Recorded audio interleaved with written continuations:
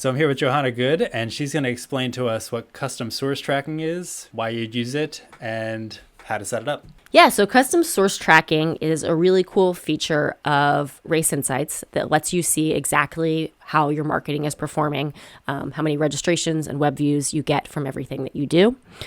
I think a lot of race directors think it's really intimidating because just analytics in general, if it's something that you haven't studied, seems really challenging and hard to figure out, but it's really simple.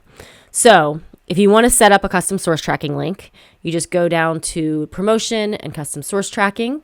And then what that's going to do is give you the ability to add a code. When you click on that, it's going to pull up an option for a description. You want to make that as accurate as possible. So, Facebook ad on 3/15/1984.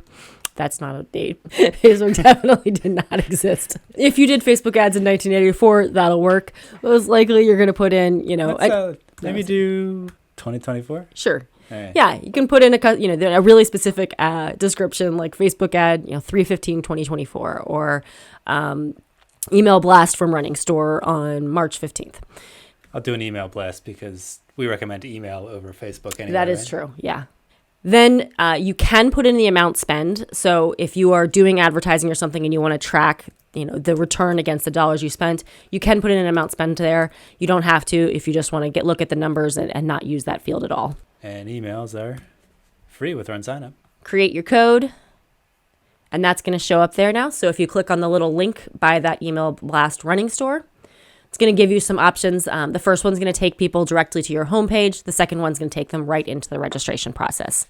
And what you can do with those links then is that you can, send that link to the Running Store as the link they should include in their email. You can also, again, use it for any sort of advertising, any sort of online links.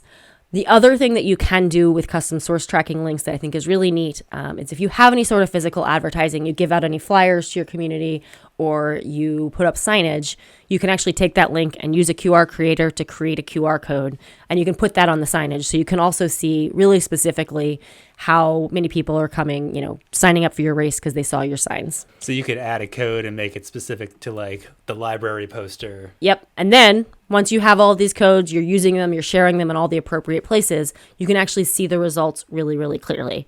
You can see, right here on this screen, recent page views. All of these are from a while ago, so you don't see any data in there right now.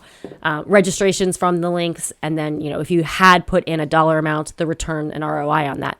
What you can do, though, from a really quick look is to go to your dashboard, and you're just going to set the date range that you want. So, we were looking at ones that were in May of 2018, so you can set a custom date range there. And then at the bottom of this graph here, you'll see what all the sources of your page views and transactions and registrations were. So referrals is going to show you websites that they came from. Email is going to show you any RunSignup emails they came from. But you now have that option to click on custom at the bottom there. And that's going to show you specifically each of those custom sources, how many page views, how many signups, and how many transactions. And now you know how to spend your money.